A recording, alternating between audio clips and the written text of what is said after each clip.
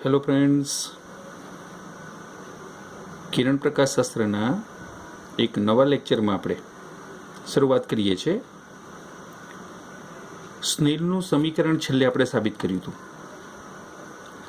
આવું એક સમીકરણ હતું, n1 sin θ1 બરાબર n2 sin θ2.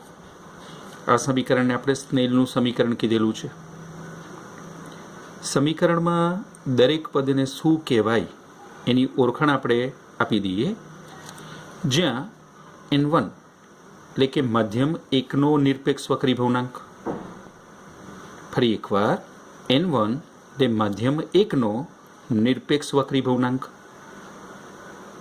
θ1 જેને આપણે આપાત કોણ કીધેલો છે, n2 મધ્યમ બેનો વક્રી ભવનાંક કહેવાય,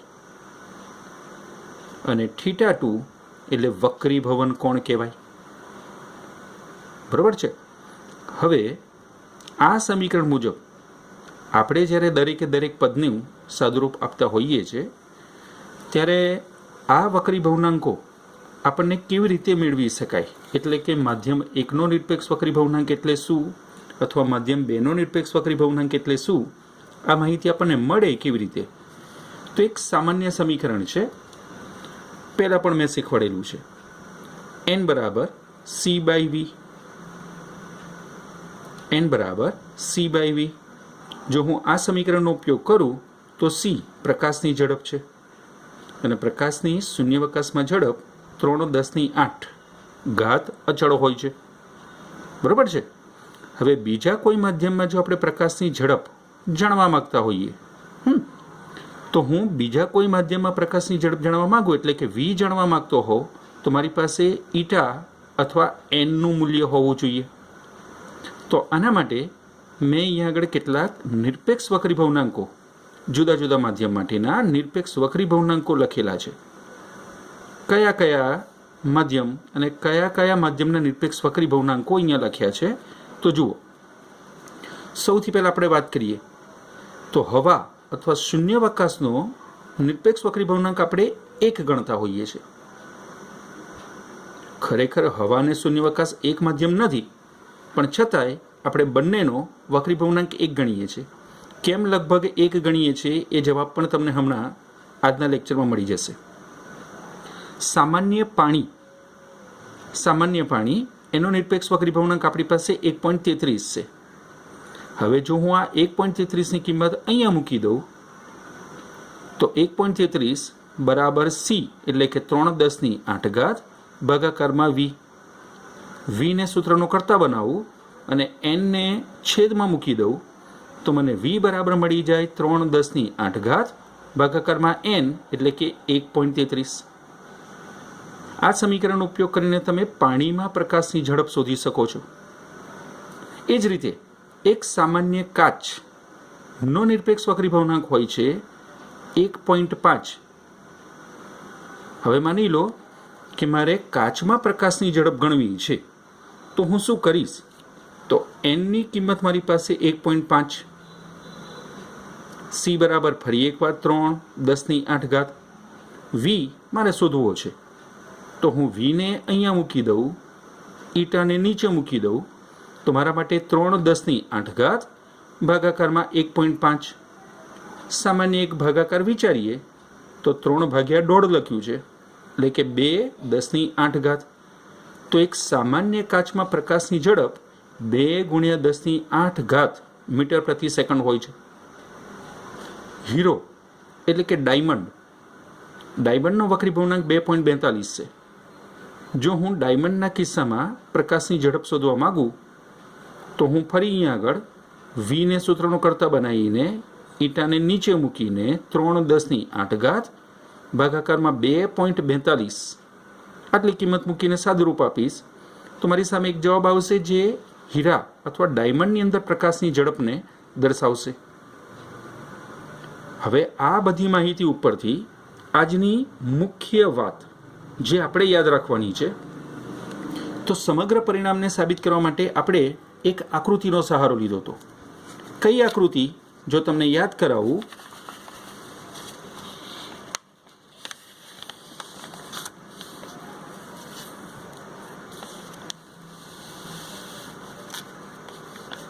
આપણે આ એક આકૃતિ ઉપરથી આખા પરિણામને સાબિત કરેલું છે. તમને યાદ હોય તો આપણે આને કાચનો સ્લેબ કીધો હતો. આ કાચનો સ્લેબ હતો. પ્રકાશનું એક ત્રાંસુ કિરણ PQ મેં આપાત કર્યું હતું. જ્યારે પ્રકાશનું કિરણ PQ આપાત કરવામાં આવે ત્યારે એનો મુખ્ય માર્ગ ખરેખર PQT બનતો હતો. Q બિંદુએ મેં સપાટીએ લંબ દોર્યો હતો MN. બરોબર છે. હવે સપાટીએ દોરેલા આ લંબને કારણે મને આપાત કિરણ જે ખૂણો બનાવે છે PQM, એને આપણે આપાત કોણ θ1 નામ આપ્યું હતું. QR આ પ્રકાશનું વક્રીભૂત કિરણ કહેવાય. અને આ વક્રીભૂત કિરણ લંબ સાથે જે ખૂણો બનાવે છે એને NQR વક્રીભવન કોણ કહેવાય. બરોબર છે. હવે જો તમે આ આકૃતિને જુઓ ધ્યાનથી તો સમગ્ર ઘટનાની અંદર વક્રીભવન 2 વખત બને છે. જ્યારે પ્રકાશનું કિરણ એક પાતળા માધ્યમમાંથી કાચ જેવા માધ્યમમાં દાખલ થાય ત્યારે પોતાના માર્ગથી વિચલિત થાય છે, એટલે કે વક્રીભવન થાય છે. અને આ જ પ્રકાશીય કિરણ જ્યારે કાચના ઘટ માધ્યમમાંથી ફરી એક વખત એ પાતળા માધ્યમમાં દાખલ થાય તો ફરી પણ પોતાના માર્ગથી વિચલિત થાય છે, એટલે કે ફરી એકવાર વક્રીભવન થાય છે. જો હું આ કિસ્સાને ફરી એક વખતે લંબ XY સાથે સરખાઈને ચર્ચા કરું તો તમારી સામે XRQ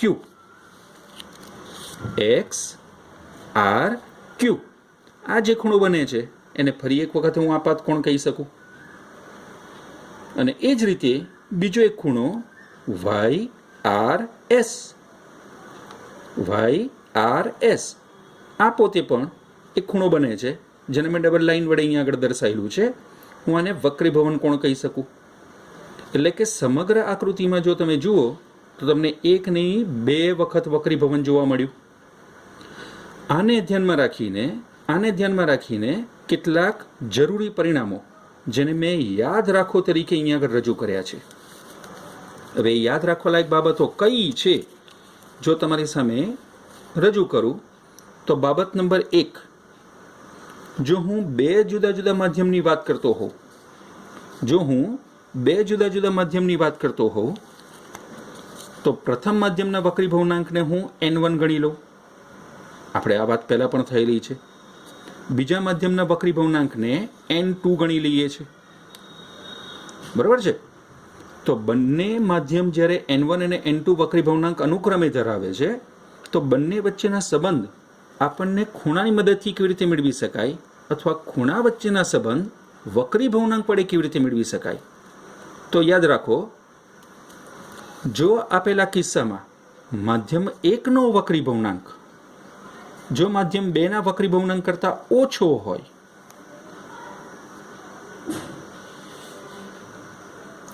ખ્યાલ આવે છે, માધ્યમ 1 નો વક્રીભવનાંક માધ્યમ 2 ના વક્રીભવનાંક કરતા ઓછો હોય તો આ કન્ડિશનમાં N1 is less than N2 માટે N1 is less than N2 માટે θ1 is greater than θ2 હશે. એટલે કે જે માધ્યમનો વક્રીભવનાંક ઓછો હોય તે માધ્યમમાં બનતો ખૂણો હંમેશા વધુ હશે. અહીંયા આગળ માધ્યમ 1 નો વક્રીભવનાંક મેં ઓછો બતાવ્યો છે તો એની સાપેક્ષે મને માધ્યમ 1 માં બનતો જે ખૂણો છે આપાત કોણ જેને આપણે નામ આપ્યું છે θ1 એ વધુ છે. જે માધ્યમનો વક્રીભવનાંક વધુ છે N2 બતાવ્યો છે મેં એ માધ્યમના વક્રીભવનાંકમાં બનતો ખૂણો વક્રીભવન કોણ θ2 એના કરતાં ઓછો છે. શું વાત ખરેખર સાચી છે કે નહીં એ ચેક કરવા માટે ફરી એક વખતે હું તમને એ જ આકૃતિ ઉપર પાછા લઈ આવું. જુઓ, માધ્યમ 1 ને આપણે હવા ગણી લઈએ, માધ્યમ 2 ને આપણે કાચ ગણ્યું છે.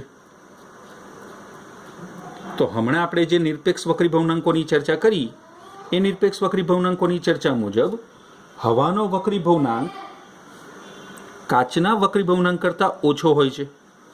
જો ખરેખર માધ્યમનો વક્રીભવનાંક ઓછો હોય તો બનતો ખૂણો વધુ હોવો જોઈએ. તો જરા અવલોકન કરો, તમારી સામે આ જે ખૂણો બને છે જેને આપણે θ1 કીધો એની કમ્પેરિઝનમાં તમારો ખૂણો θ2 એ પ્રમાણમાં સાંકડો અથવા નાનો છે. એટલે કે જે માધ્યમનો વક્રી ભવનાંક ઓછો છે એ માધ્યમમાં બનતો ખૂણો વધુ છે, અથવા જે માધ્યમનો વક્રી ભવનાંક વધુ છે, માધ્યમ 2 કાચ, તો એ માધ્યમનો વક્રી ભવનાંક વધુ હોવાથી એની કમ્પેરિઝનમાં બનતો એનો ખૂણો θ2 એ પ્રમાણમાં નાનો છે. હા, આ પરિણામને એનાથી ઉલટું પણ એટલું જ સાચું, એટલું જ પરફેક્ટ સ્વીકારી શકાય છે. એટલે કે જો મારી કન્ડિશન મુજબ n1 is greater than n2 હોય, ઉપર કીધું તું એનાથી સમગ્ર રીતે ઉલટું. જુઓ, બરાબર છે, n1 is greater than n2 હોય તો એની કમ્પેરિઝનમાં માધ્યમ 1 માં બનતો જે ખૂણો છે એ આપોઆપ માધ્યમ 2 ના ખૂણા કરતાં નાનો થઈ જશે. હવે આનો મતલબ શું અને આ કેવી રીતે સમજાવી શકાય? તો ફરી એક વખતે આપણે આપણી આકૃતિ ઉપર વાત કરીએ. તો મેં હમણાં જ તમને વાત કરી કે સમગ્ર કિસ્સામાં તમને 2 વખત વક્રીભવન થતું જોવા મળ્યું. એક PQ QR અને બીજી વખતે જો વક્રીભવનની વાત કરીએ તો QR અને RS. જો બીજા નંબરના કિસ્સામાં કરું તો QR જેને આપણે કહીએ છીએ આપાત કિરણ બન્યું. આપાત કિરણ કયા માધ્યમમાં છે? તો ભાઈ કાચના ઘટ માધ્યમમાં. અને વક્રીભૂત કિરણ જેને આપણે RS નામ આપ્યું છે એ હવા જેવા પાતળા માધ્યમમાં છે. બરોબર છે? તો હવે વાતને સમજો. હવાનો વક્રીભવનાંક કાચ કરતાં ઓછો છે, તો તમે અવલોકન કરો કાચના માધ્યમમાં બનતો જે ખૂણો છે એ હવાના માધ્યમમાં બનતા ખૂણા કરતાં નાનો અથવા સાંકડો છે. જ્યારે એની કમ્પેરિઝનમાં તમે હવાના માધ્યમમાં બનતો ખૂણો, વક્રીભવનાંક ભલે ઓછો છે કાચ કરતાં, પણ અહીંયા બનતો જે ખૂણો છે એ આની કમ્પેરિઝનમાં મોટો બને છે. મતલબ બહુ સીધો છે કે જે માધ્યમનો વક્રીભવનાંક ઓછો હોય તે માધ્યમમાં બનતો ખૂણો હંમેશા મોટો હોય. જે માધ્યમનો વક્રીભવનાંક ઓછો હોય તે માધ્યમમાં બનતો ખૂણો હંમેશા સાંકડો હોય. હવે આ વાક્ય મેથેમેટિકલી મેં રજૂ કર્યું છે, પણ એને સહેલાઈથી યાદ રાખવું હોય તો શું? તો ધોરણ 10ની અંદર શિક્ષકોએ તમને આ જ સહેલી રીતે તમને શીખવાડ્યું છે કે જ્યારે કોઈ પણ પ્રકાશીય કિરણ પાતળા માધ્યમમાંથી ઘટ માધ્યમમાં જાય તો હંમેશા લંબ તરફ વાંકું વળતું હોય છે. જ્યારે પ્રકાશનું કિરણ પાતળા માધ્યમમાંથી ઘટ માધ્યમમાં દાખલ થાય ત્યારે હંમેશા લંબ તરફ વાંકું વળે છે. જો આપણી આકૃતિમાં પ્રકાશી કિરણ PQ એ પાતળા માધ્યમમાંથી ઘટ માધ્યમમાં દાખલ થયું તો એ કઈ તરફ ગયું? ખરેખર એ ઓરિજિનલી QT માર્ગે જતું હતું. એના બદલે એ પ્રકાશનું કિરણ QR માર્ગે ગયું. એનો માર્ગ આ દિશામાં ફંટાયો. કઈ દિશામાં? તો રેડ કલરના MN દોરેલા લંબની દિશામાં. તો મેં આ જ વાક્ય અહીંયા લખ્યું છે, જુઓ. હંમેશા લંબ તરફ વાંકું વળે છે અથવા લંબ તરફ જાય છે. અને આનાથી ઉલટું વાક્ય પણ એટલું જ સાચું છે. જ્યારે પ્રકાશનું કિરણ ઘટ માધ્યમમાંથી પાતળા માધ્યમમાં જાય, ધ્યાન રાખજો હું ઉલટું વાક્ય બોલું છું, વિરોધી વાક્ય જે આના કરતાં વિરોધી છે. જ્યારે પ્રકાશીય કિરણ ઘટ માધ્યમમાંથી પાતળા માધ્યમમાં દાખલ થાય તો લંબ તરફ વાંકું વળવાના બદલે લંબથી દૂર જાય છે. શું આ સાચું છે? તો આને પણ ચેક કરી લઈએ છીએ આપણે. તમે અવલોકન કરો પ્રકાશીય કિરણ QR અને RS. પ્રકાશીય કિરણ QR અને RS ની વાત કરું તો આ કિરણ કાચના ઘટ માધ્યમમાંથી હવાના પાતળા માધ્યમમાં દાખલ થયું. તો આ સંજોગોમાં તે ઘટ માધ્યમમાંથી પાતળા માધ્યમમાં દાખલ થાય છે. તો તમે અવલોકન કરો દોરેલા લંબથી શક્ય એટલું દૂર જાય છે. બરોબર છે? પ્રકાશી કિરણ QR RS ના કિસ્સામાં જ્યારે ઘટ માધ્યમમાંથી પ્રકાશનું કિરણ પાતળા માધ્યમમાં દાખલ થાય છે ત્યારે એ લંબથી શક્ય એટલું દૂર છે. જુઓ, એટલે કે બીજા નંબરનું ઉલટું વાક્ય પણ સાચું કહી શકાય. બીજી યાદ રાખવા લાયક બાબત, જ્યારે હું 2 જુદા જુદા માધ્યમ માટે આ પરિણામને રજૂ કરતો હોઉં છું વક્રીભવનાંકના સ્વરૂપમાં, બરોબર છે, તો વક્રી ભવનાંકના સ્વરૂપમાં આપણે આ પરિણામને આ રીતે લખ્યું હતું, n21 = n2/n1.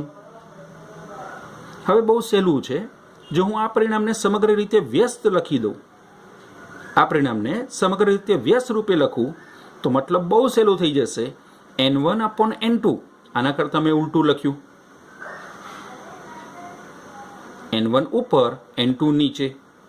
તો મને આ વ્યસ્ત લેવાથી મળતું જે પરિણામ છે એને હું લખી શકું n12. તમે કમ્પેરિઝન કરો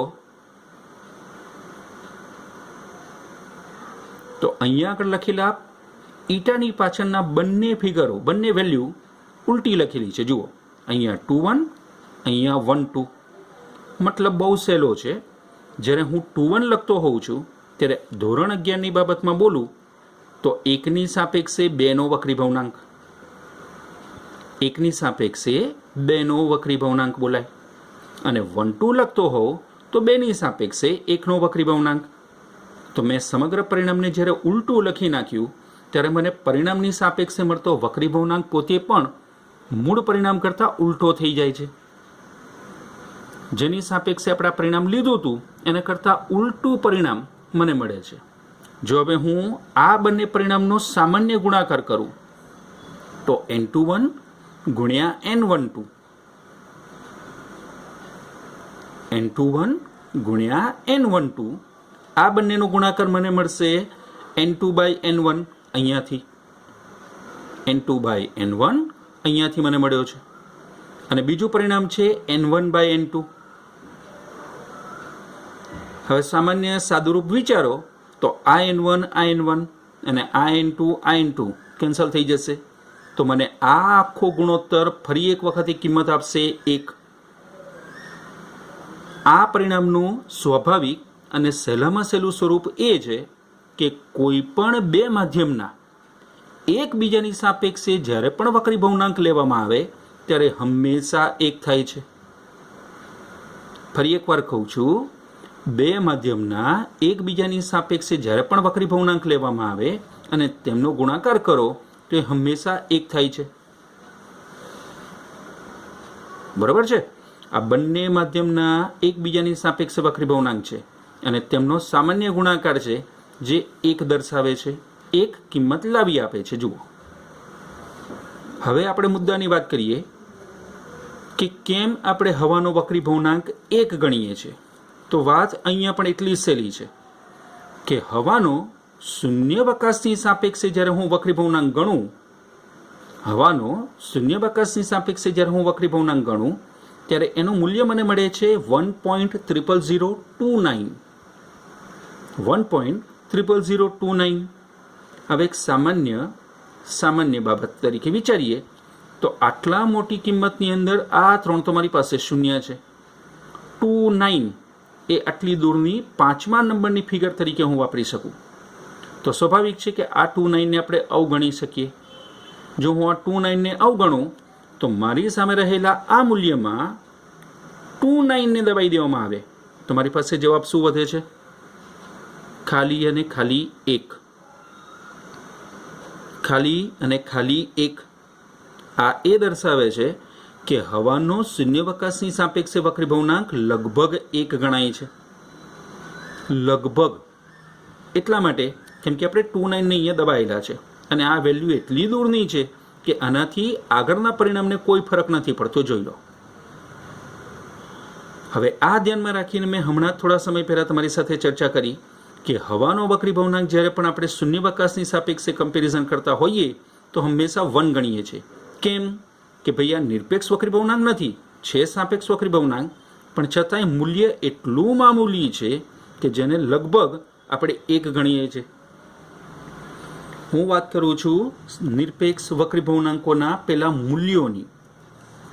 હમણાં તમને થોડા સમય પહેલાં સામાન્ય હવા, સામાન્ય કાચ, સામાન્ય પાણી કે એક રિયલ ડાયમંડના વક્રી ભવનાંકોની આપણે ચર્ચા કરી હતી. આ રહ્યા, જુઓ એ મૂલ્યો. બરોબર છે? તો અહીંયા આગળ આપણે હવા અથવા શૂન્યાવકાશનો વક્રી ભવનાંક 1 કેમ ગણ્યો હતો એનું કારણ બહુ સહેલું છે કે ભાઈ સાપેક્ષ વક્રી ભવનાંક લગભગ 1ની નજદીકનું મૂલ્ય છે, આ રહ્યું. અને આ કારણથી હવાના વક્રી ભવનાંકને આપણે લગભગ 1 ગણી લેતા હોઈએ છીએ. હા, બાકી બધાના વક્રી ભવનાંક એનાથી ક્રમશઃ વધતા જાય છે. મેં પહેલાં પણ કીધું છે, ફરી એકવાર યાદ કરાવી દઉં કે જેમ જેમ વક્રી ભવનાંક વધતા જાય તેમ તેમ યાદ રાખો એ માધ્યમમાં વક્રી ભવનની ઘટના વધતી જશે. આનો મતલબ એ થયો કે જે માધ્યમ માટે ઈટાના મૂલ્યો વધારે હોય એ માધ્યમમાં વક્રી ભવન વધુ થશે. તમે અવલોકન કરો તો હવામાં વક્રી ભવન ના બરાબર થશે. અને એટલા માટે જ પ્રકાશનું કિરણ જ્યારે હવામાં ગતિ કરતું હોય છે ત્યારે ક્યારેય પોતાના માર્ગથી વિચલિત થતું આપણે નથી જોઈ શકતા. પણ મારા પહેલા લેક્ચરમાં વક્રી ભવનના મારા પહેલા લેક્ચરમાં જો તમને યાદ હોય તો મેં પાણી ભરેલા કાચના ગ્લાસમાં આડી મૂકેલી પેન્સિલની વાત કરી હતી. એ પેન્સિલ ધાર પાસેથી તૂટેલી દેખાતી હતી. કારણ શું? તો અવલોકન કરો, પાણીનો વક્રી ભવનાંક હવા કરતાં વધુ છે. વક્રી ભવનાંક વધુ છે અને પરિણામે આવે છે કે વક્રી ભવન હવા કરતાં વધી જાય છે. સામાન્ય કાચ, મેં આ વાત પણ તમને કરેલી છે કે એક બિલોરી કાચ, એક બહિર્ગોળ લેન્સનો ઉપયોગ કરીને જ્યારે તમે નાના અક્ષરોને મોટા જોતા હોવ છો ત્યારે વક્રી ભવનની એ ઘટના તમને મદદ કરે છે. તો કેમ વક્રી ભવન કાચમાં વધુ મૂલ્યનું હોય છે? અવલોકન કરો, મૂલ્ય એનાથી વધુ થાય છે. અને તમે સામાન્ય રીતે વિચારો તો એક રિયલ ડાયમંડ સામાન્ય કાચ કરતાં વધુ ચમકદાર દેખાય છે. હવે એને ચમકદાર બનાવવા પાછળ બી ભૌતિક વિજ્ઞાનની કોઈ ઘટના જવાબદાર હોય તો એ છે એનો વક્રી ભવનાંક 2.42. મતલબ બહુ સીધો છે કે જેમ જેમ વક્રી ભવનાંક વધતા જશે તેમ તેમ વક્રી ભવનની ઘટના વધતી જશે. બરોબર છે? આના પછીના લેક્ચરમાં આપણે આ જ વક્રી ભવનને લગતું બીજું એક જરૂરી અને આઈએમપી પરિણામ સાબિત કરવાના છીએ. તો પ્લીઝ આના પછીનો લેક્ચર મિસ ના કરતા. હું એવું એક પરિણામ સાબિત કરવાનો છું જે પરિણામ તમારા ટેક્સ્ટ બુકમાં નથી આપેલું, પણ જ્યારે બી તમે કોમ્પિટિટિવ એક્ઝામની ચર્ચા કરતા હો ત્યારે એ કોમ્પિટિટિવ એક્ઝામની ચર્ચા દરમિયાન તમને એ પરિણામની બહુ જ જરૂર પડશે. મેં પહેલાં પણ કીધું છે કે સ્નેલનું આ સમીકરણ તમારી ટેક્સ્ટ બુકમાં નથી. ટેક્સ્ટ બુકમાં આ સમીકરણ નથી, પણ છતાંય આ પરિણામનો ઉપયોગ કોમ્પિટિટિવ એક્ઝામમાં JEE કે નીટની તૈયારી જ્યારે તમે કરતા હો ત્યારે આ પરિણામ સારામાં સારી રીતે વાપરી શકાય છે અને આનું સારામાં સારું પરિણામ મેળવી શકાય છે. ઇવન ધો તમે આ જ ચેપ્ટરની અંદર ભવિષ્યનું એક પરિણામ પણ આ સમીકરણનો ઉપયોગ કરીને સાબિત કરવાના છો. એટલે કે ટેક્સ્ટ બુકની દ્રષ્ટિએ ઘણા પરિણામ એવા તમને મળશે કે જે બુકમાં નહીં હોય, પણ આપણે આપણા લેક્ચરમાં સમજાવતા રહીશું. અને એ પરિણામો તમારા ભવિષ્યના પરિણામો મેળવવા માટે બહુ જ જરૂરી રહેશે, બહુ જ આઈએમપી રહેશે. ઓકે, તો આના પછીનો લેક્ચર પ્લીઝ મિસ ના કરતા. એ આના કરતાં વધુ જરૂરી હશે, આના કરતાં વધુ આઈએમપી હશે. Okay, thank you.